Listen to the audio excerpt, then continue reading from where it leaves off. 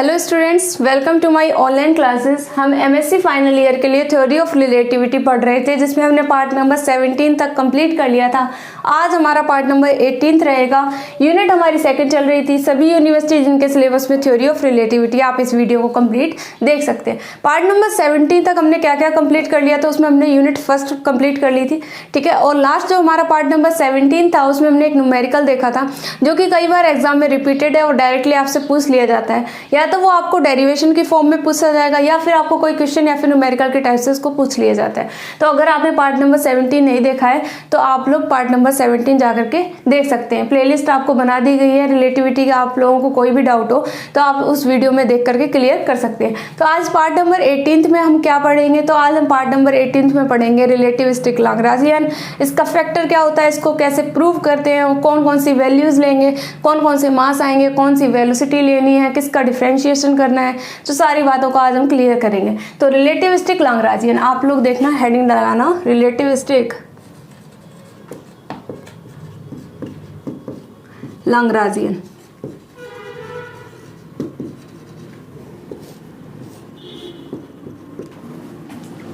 Relativistic Lagrangian में क्या करेंगे, सबसे पहले हम एक एनर्जी लेंगे जिसको बोलेंगे काइनेटिक एनर्जी। तो टोटल काइनेटिक एनर्जी कैसे दिखाएंगे, अगर कोई पार्टिकल रेस्ट में है तो उसके लिए मास और उसके लिए वेलोसिटी का मल्टीपल, ठीक है। उसी तरीके से अगर क्या हो, रेस्ट की पोजीशन में हो तो उसके लिए एनर्जी क्या होगी, उनका जो टोटल अपना एनर्जी का वैल्यू जो आएगी वो दोनों की डिफरेंस के इक्वल आएगी। उस एनर्जी को लेकर के हम उसको सॉल्व आउट करेंगे।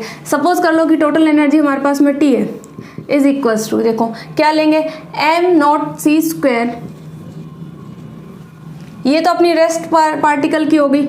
एम सी स्क्वायर लेंगे तो वो क्या आएगी, अपनी मूविंग पार्टिकल के लिए आती है एम मास, और रेस्ट में होता है तो एम नॉट होता है। अगर इन दोनों का डिफरेंस फाइंड आउट करें, m c square minus m naught c square, ये जो वैल्यू आएगी, ये वैल्यू क्या होगी, टोटल काइनेटिक एनर्जी की होगी। और इस फैक्टर को लेकर के हम सॉल्व आउट करेंगे। फिर हम क्या करेंगे कि जैसे कि variation of mass m is equals to m naught upon root 1 minus you square upon C square होता है। आपने प्रीवियस वीडियो में पढ़ा है कि m इक्वल्स टू क्या होता है, m naught upon 1 minus v square upon सी स्क्वायर। ये वैल्यू किसकी होती है, m की होती है, ठीक है। अब m की वैल्यू यहाँ पर पुट करेंगे तो t का फंक्शन आ जाएगा, ठीक है।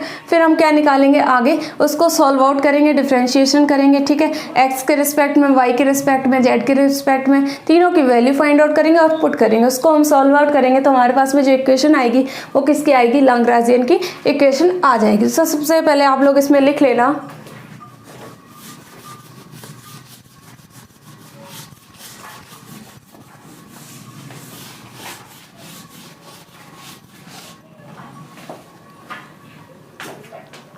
आप लोग इसमें सबसे पहले लिखना,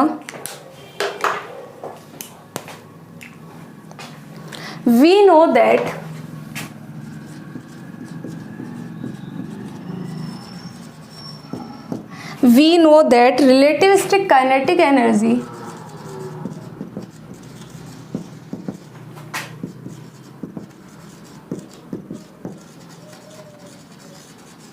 relativistic kinetic energy of a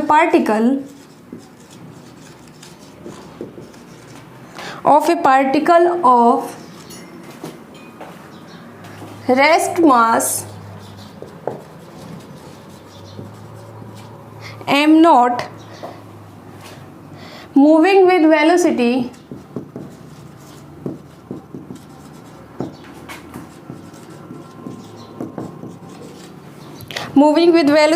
u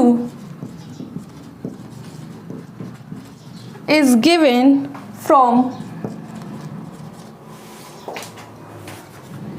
अगर कोई पार्टिकल की काइनेटिक एनर्जी निकालनी हो, अगर वो उसका मास m नॉट हो, वेलोसिटी इसकी u हो, तो हम रिलेटिविस्टिक काइनेटिक एनर्जी क्या देंगे, तो आप लोग लिखना t is equals to m c square minus m naught c square. ये वैल्यू लिख लेना। फिर लिखना वी नो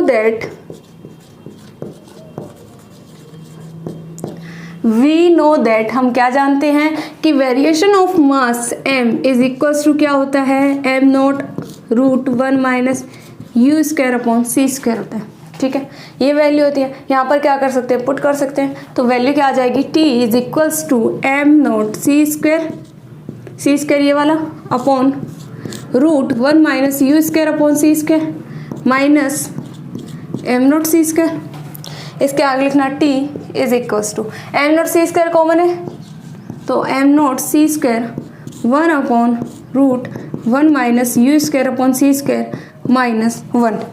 यहाँ तक की वैल्यू आ गई। ये वैल्यू किसकी आ गई? काइनेटिक एनर्जी की वैल्यू आ गई, ठीक है, relativistic kinetic energy.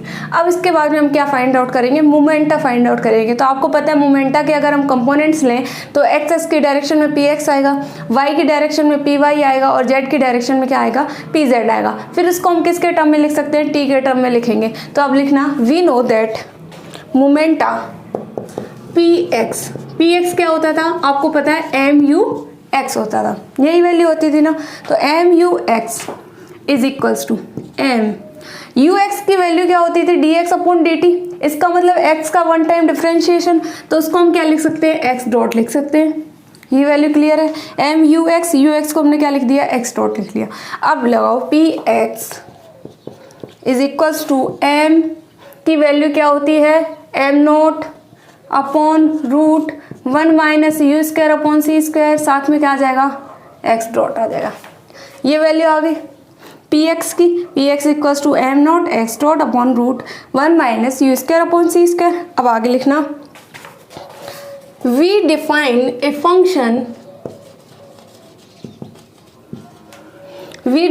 Function t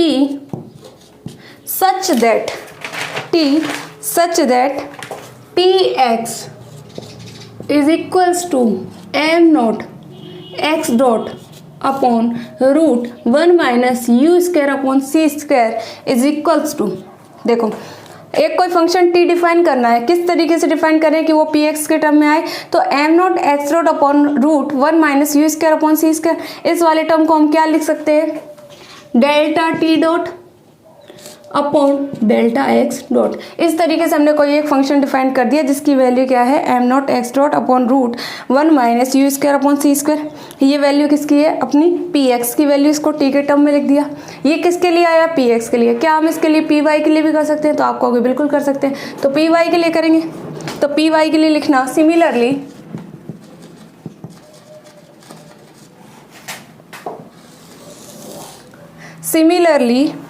P y is equals to क्या आ जाएगा?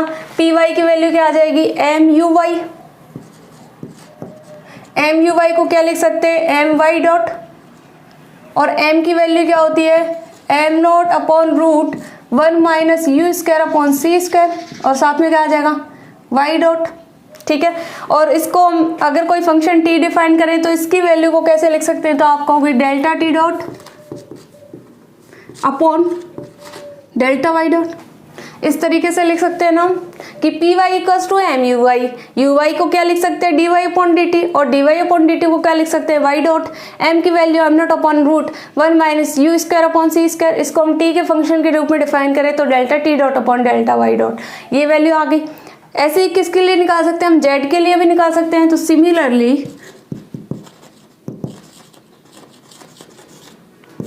P z is equals to क्या होता है? एम यू जेड होता है। यू जेड का मतलब क्या हो गया? D z upon D t. इसका मतलब इसको क्या लिख सकते हैं? M z dot is equals to m की वैल्यू पुट करेंगे तो वैल्यू क्या आ गई? M naught z dot upon root 1 minus you square upon C square. अगर कोई फंक्शन डिफाइन कर दें तो इसकी वैल्यू क्या लिख सकते हैं? Delta T dot upon delta z dot. यहाँ तक की वैल्यू क्लियर हो गई। P x p y p z तीनों की वैल्यू फाइंड आउट कर ली। अब देखो जो डी टी है, अगर इसका टी का डिफरेंशिएशन वाला टर्म जो है डी टी, उसको अगर हम पार्शियल डिफरेंशियल के टर्म में ब्रेक कर दे तो किस तरीके से लिखा जाएगा? तो आप लोग कहोगे then d t is equals to क्या आ जाएगा? Delta T dot upon delta x dot, और साथ में क्या आ जाएगा? D x dot plus delta T dot upon delta Y dot, और साथ में क्या आ जाएगा? D y dot plus delta T dot upon delta z dot, और साथ में क्या आ जाएगा? D z dot. ये वैल्यू आ गई। किसकी आ गई? डी टी की। अब देखो delta T dot upon delta x dot, इसकी वैल्यू भी है, इसकी भी है और इसकी वैल्यू भी है, ठीक है। तो ये किसकी वैल्यू आ गई? डी टी की वैल्यू आ गई। अब इसके आगे लिखना डी टी डॉट, ये किसकी टर्म है, डी टी डॉट की है, ठीक है, यहाँ पर कर लेना d t dot is equals to, देखो इसकी वैल्यू क्या है, तो आप लोग कहोगे m naught upon root 1 minus you square upon C square x dot, यही तो वैल्यू है ना किसकी, delta T dot upon delta x dot की वैल्यू क्या है, ये है। तो ये वैल्यू यहाँ पर पुट कर देंगे, वैल्यू क्या आ जाएगी, m naught x dot upon root 1 minus you square upon C square, साथ में क्या आ जाएगा d x dot plus delta T dot upon delta Y dot की वैल्यू क्या है, ये है, तो वैल्यू क्या आ जाएगी m naught y dot upon root 1 minus you square upon C square, साथ में क्या आ जाएगा d y dot plus delta T dot upon delta z dot की इसकी वैल्यू क्या है, ये वाली, तो m naught z dot upon root 1 minus you square upon C square, साथ में क्या आ जाएगा डी जेड डॉट, यहाँ तक की वैल्यू आ गई। अब सभी में कॉमन आ रहा है m naught upon root 1 minus you square upon C square, इसमें भी कॉमन है इसमें भी कॉमन है, यानी कॉमन निकाल लेंगे, तो d t dot is equals to value क्या आ जाएगी m naught upon root 1 minus you square upon C square, value क्या रहेगी आपकी x dot d x dot plus y dot d y dot plus z dot d z dot, ये value आ गई। यहाँ तक क्लियर है कि डी जेड की वैल्यू क्या आ गई, ये आ गई। अब हम कोई फंक्शन डिफाइन करते हैं, जैसे कि यू डॉट स्क्वायर की वैल्यू निकालनी होती है, तो कैसे निकालते हैं, u x dot square u y dot square plus u z dot square, जो हम पिछली वीडियो जो थी अपनी relativistic composition formula for velocities उसमें हम देख चुके थे उसको, तो लिखना इसके आगे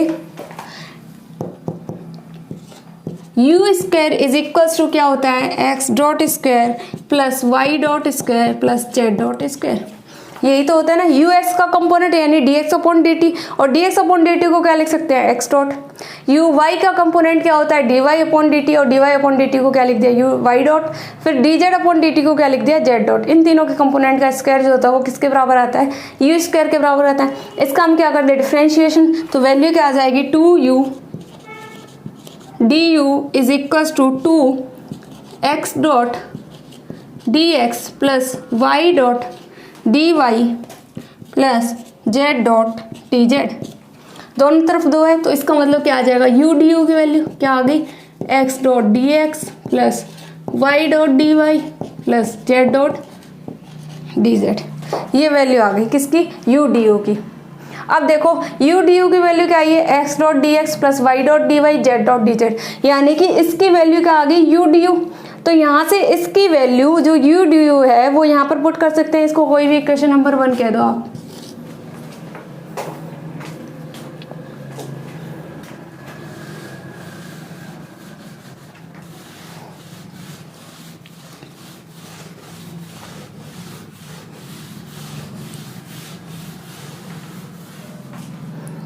Put the value of x dot dx plus y dot dy and z dot dz in equation 1। Equation 1 में इसकी वैल्यू पुट करेंगे तो dt dot is equals to क्या आ जाएगा m naught upon root 1 minus you square upon C square, x dot d x dot y dot d y dot z dot d z dot, इनकी value क्या आ जाएगी आपकी, साथ में ये डॉट भी आएंगे ना, इनको कर लेना ठीक है। वैल्यू क्या होगी यू डी यू, ये वैल्यू पुट कर दी तो फंक्शन क्या बन गया d t dot is equals to value क्या आ जाएगी आपकी m naught u d u upon root 1 minus you square upon C square, ये वैल्यू आ गई अपनी किसकी डी टी डॉट की। यहाँ से क्या कर दें हम इसका इंटीग्रेशन कर दें तो हमारे पास में किसकी वैल्यू आ जाएगी टी डॉट की वैल्यू आ जाएगी, तो लिखना देन इंटीग्रेटिंग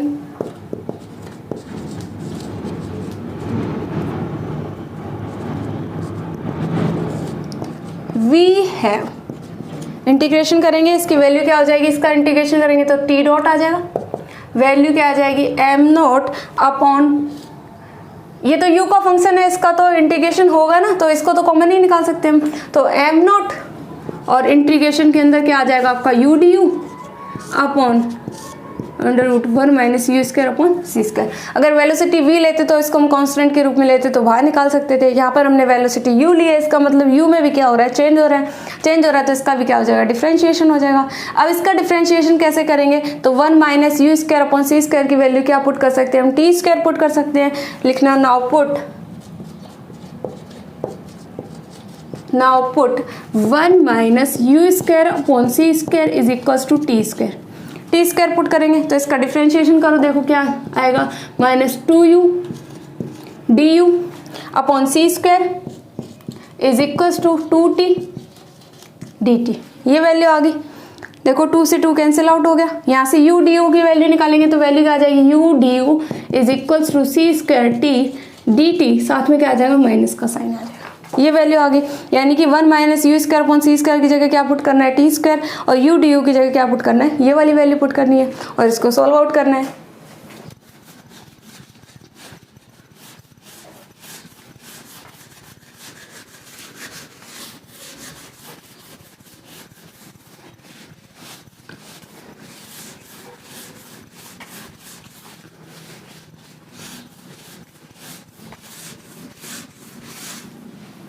अब देखो वैल्यू क्या आ जाएगी अपनी, t dot is equals to m naught integration u d u की जगह क्या पुट करेंगे, minus c square t d t upon root में क्या पुट करना है, 1 minus you square upon C square की जगह टी स्क्वायर का मतलब रूट करेंगे तो वैल्यू क्या हो जाएगी, टी आ गया। ठीक है, अब वैल्यू देखो क्या बन गई अपने पास में, साथ में इंटीग्रेशन कांस्टेंट ले सकते हैं कोई भी, जैसे कि ए ले लिया तो T dot is equals to m naught. ठीक है, टी से टी कैंसिल आउट हो गया, वैल्यू क्या आ गई आपकी, minus c square d t plus a. ठीक है, t dot is equals to क्या हो जाएगा, माइनस बाहर निकाल ले m naught, c square constant है तो सी स्क्वायर बाहर आ गया, डी टी का इंटीग्रेशन करा तो वैल्यू क्या आ गई, टी प्लस में क्या आ गया, ए आ गया। ये वैल्यू आ गई आपकी minus m naught c square t plus 1 plus क्या आ गया, ए आ गया। अब टी की वैल्यू आपको पता है, यहाँ से टी की वैल्यू क्या आ जाएगी, under root 1 minus you square upon C square. T की वैल्यू पुट कर सकते हैं ना, क्योंकि हमारे पास में टी की वैल्यू क्या है, टी की वैल्यू अपने पास में है 1 minus you square upon C square. T की वैल्यू पुट करेंगे तो वैल्यू क्या आ जाएगी, t dot is equals to minus m naught c square, t की वैल्यू क्या आ जाएगी, root 1 minus you square upon C square plus में क्या आ जाएगा, ए आ जाएगा, इंटीग्रेशन कांस्टेंट। ये वैल्यू किसकी आ गई, टी डॉट की वैल्यू आ गई। ठीक है, अब देखो minus m naught c square 1 minus you square upon C square plus a integration constant है। अब हम क्या करेंगे, कोई टी डॉट की वैल्यू लेके चलेंगे और उस वैल्यू को पुट करके हम इंटीग्रेशन कांस्टेंट की वैल्यू फाइंड आउट कर लेंगे। इंटीग्रेशन कांस्टेंट की जो वैल्यू आएगी वो टी डॉट में वैल्यू पुट करेंगे तो हमारे पास में टी डॉट की एक वैल्यू आ जाएगी, उस वैल्यू को लेकर के हम किसका फंक्शन निकालेंगे, लैग्रेंजियन फंक्शन निकालेंगे। ठीक है, तो इसमें वैल्यू पुट करेंगे तो T dot is equals to minus m naught c square root 1 minus you square upon C square plus क्या है, इंटीग्रेशन कांस्टेंट, जहाँ पे ए क्या है आपका, इंटीग्रेशन कांस्टेंट है।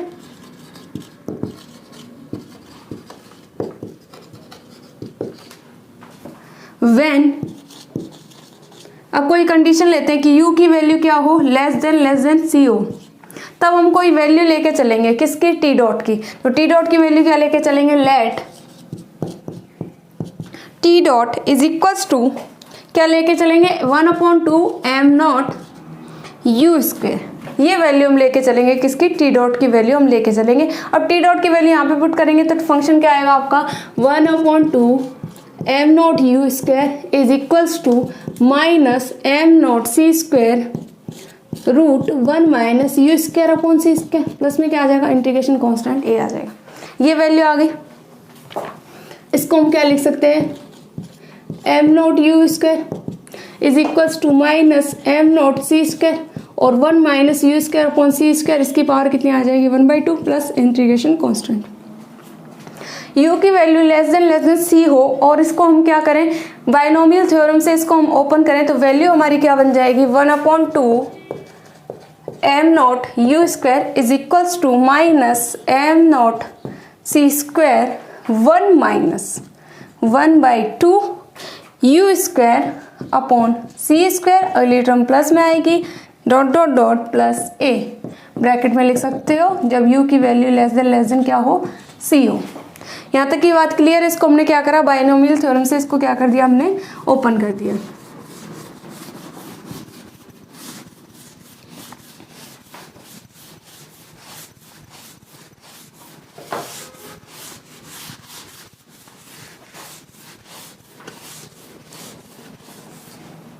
बाइनोमियल थ्योरम से ओपन करने के बाद में हमारी ये टर्म आ गई, तो 1/2 m0u² इज इक्वल्स टू, देखो वैल्यू क्या आ जाएगी, माइनस m0c², माइनस माइनस क्या हो गया, प्लस हो गया, 1/2 हो गया m0², m0 और u²। ठीक है, आगे की टर्म निगलेक्ट कर देंगे, साथ में क्या आ जाएगा आपका इंटीग्रेशन कांस्टेंट a आ जाएगा। अब ये भी वैल्यू सेम है, ये वैल्यू भी सेम है, यानी कैंसिल आउट हो जाएगी। तो वैल्यू क्या बची अपने पास में, a is equals to m0c²। ये किसकी वैल्यू आ गई, इंटीग्रेशन कांस्टेंट की वैल्यू आ गई। ठीक है, अब क्या करेंगे, जो हमने इक्वेशन ली थी टी डॉट वाली, उसमें क्या करेंगे, इसको पुट करेंगे। तो लिखना from t dot is equals to minus m0c² root 1 minus u²/c² plus integration constant a। ये वैल्यू है अपने पास में, यहाँ पर क्या पुट कर देंगे, a की वैल्यू।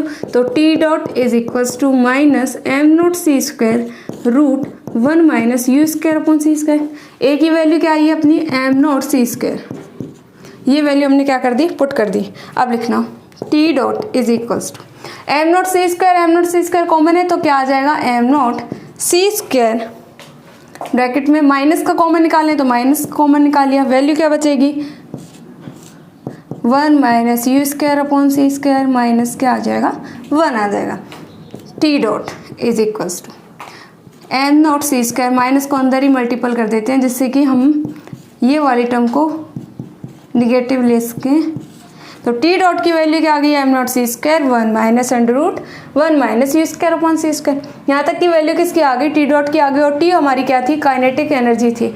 इसमें हमने कैसे फाइंड आउट करा था, टी डॉट का जो टर्म लिया था उसका हमने क्या करा था, सबसे पहले इंटीग्रेशन करा, उसमें इंटीग्रेशन कांस्टेंट आया, उसकी वैल्यू फाइंड आउट करी, उसकी वैल्यू को हमने क्या करा, दोबारा से पुट करा और टी डॉट की वैल्यू हमारी क्या आ गई, ये वाली वैल्यू आ गई। अब हमें निकालना क्या है, रिलेटिविस्टिक लाग्रांजियन निकालना है। तो रिलेटिविस्टिक लाग्रांजियन का जो फंक्शन होता है वो क्या होता है, तो अब इसमें लिखना then relativistic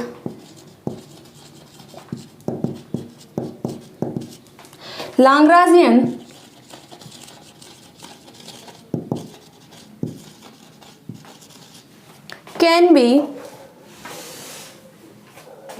can be defined as, कैसे डिफाइन करेंगे, तो आप लोग लिखना लाग्रांजियन फंक्शन, यहाँ पे लिख लो आप लोग, Lagrangian function L is equals to क्या होता है आपका, T dot minus V, T dot minus V होता है। तो टी डॉट आपकी क्या थी, relativistic kinetic energy, v velocity है आपकी, और इसका फंक्शन की वैल्यू जो थी वो क्या आई है, m0c² ब्रैकेट में 1 माइनस √1 माइनस u²/c²। यहाँ पर इसकी वैल्यू को पुट कर सकते हैं ना, तो L की वैल्यू क्या आ जाएगी, m0c² ब्रैकेट में 1 माइनस √1 माइनस u²/c², माइनस क्या आ गया, v आ गया। और ये हमारा जो फंक्शन फैक्टर आया है ये किसके लिए आया है, रिलेटिविस्टिक लाग्रांजियन के लिए आया है। ठीक है, तो ये फंक्शन जो है वो रिलेटिविस्टिक लाग्रांजियन है, तो हम लिख सकते हैं this term is called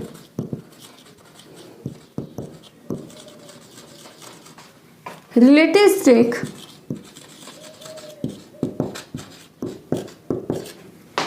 Lagrangian. इस टर्म को हम क्या कहते हैं, रिलेटिविस्टिक लाग्रांजियन कहते हैं। तो ये जो टर्म थी ये हमारी किसकी आ गई, एल की आ गई। तो सबसे पहले हमने किसकी वैल्यू फाइंड आउट करी, टी डॉट की। टी डॉट की वैल्यू फाइंड आउट करने के बाद में हमने एल वाई टर्म में रख दिया, तो ये हमारा रिलेटिविस्टिक लाग्रांजियन बन गया। तो पार्ट नंबर 18 में हमने क्या क्या कंप्लीट कर लिया। आज हमने रिलेटिविस्टिक लाग्रांजियन के बारे में कंप्लीट डिटेल में पढ़ लिया है। पार्ट नंबर 19 जो होगा उसमें हैमिल्टनियन के बारे में पढ़ेंगे। ठीक है, और आपकी जो यूनिट सेकंड इसके 2 और या फिर 1 या 2 वीडियो और बनेगी, इसके बाद में हम नेक्स्ट यूनिट स्टार्ट करेंगे। होप सो आप सभी लोग बेहतर नोट्स बना रहे होंगे और तैयारी कर रहे होंगे, जिससे कि एग्जाम में बढ़िया से बढ़िया मार्क्स आप हासिल कर सकें। आगे की तैयारी के लिए हमारे साथ जुड़े रहें। Thank you so much.